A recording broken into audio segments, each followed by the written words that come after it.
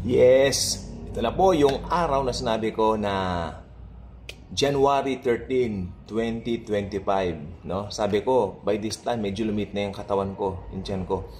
Guess what? True. Yan na po siya. Di po ba kumpara po nung nakaraang linggo na talagang nakaganon siya? Lumit naman po siya.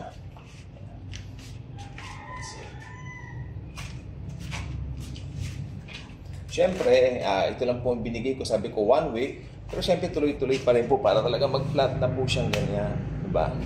Kasi dati wala po talaga akong tiyan. Hindi ako tipo ng taong matyan.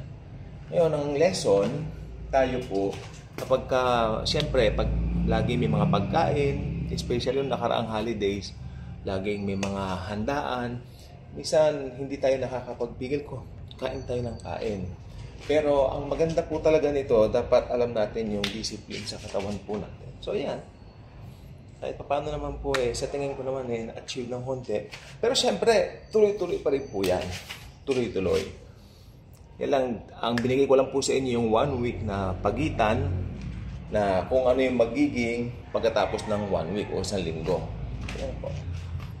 Dahil talagang nakaganon, di po ba? Yan. So, may epekto naman po talaga. Yan.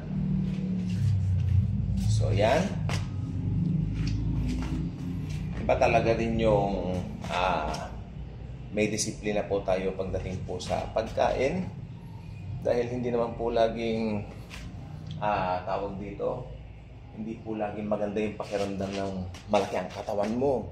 Dapat talaga nandun din yung yung tinatawag na disiplina para at least yung mga damit mo from the past, mararamdaman mo unti-unti kumakasya na. Lalo yung mga pantalon. So, I think, konti na. Ang gagawin. Pero huwag namang pipilitin. Basta natural lang. Be natural.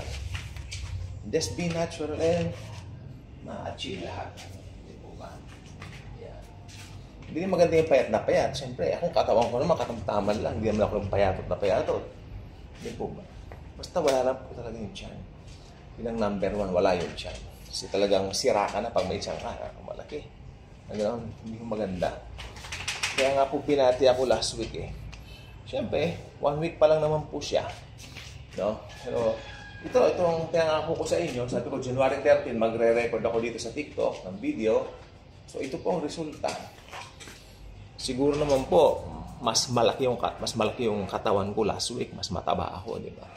Talagang honest lang po kayo sa inyong magiging opinions, mas mataba ako nung nakaraang linggo. So, yeah. So, ito lang po. Hindi ko na po patatagalin itong video nito. At hanggang dito lang po muna. Maraming po salamat. Siguro 1 week after, another journal tayo rito para may bahagi ko sa inyo yung mga development. Salamat po. God bless everyone.